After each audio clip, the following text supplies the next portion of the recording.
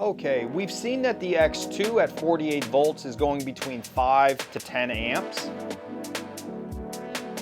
in about 70 to 80 degrees ambient temperature here inside the office. Right now we're gonna take a look at the Nomadic Cooling X3. It is the larger but still yet low profile off-grid air conditioner. A few things to note, same thing that we noted on the X2. I want you to pay close attention to the current draw when we start up the air conditioner and turn off the air conditioner. So I'm going to go ahead and start the air conditioner in eco mode. I'm going to go ahead and turn the fan all the way down in the inside.